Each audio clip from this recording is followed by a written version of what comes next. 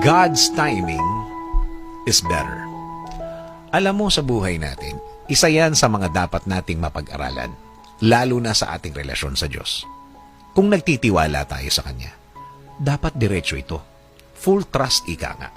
Buong buo at walang bawas. Hindi pwedeng may tiwala ka sa Kanya sa ibang bagay, pero sa iba, wala. O kaya, sa Kanya ang iba, yung iba sa iyo. Hindi ganun yun. At kahit kailan, hindi mag-work yun.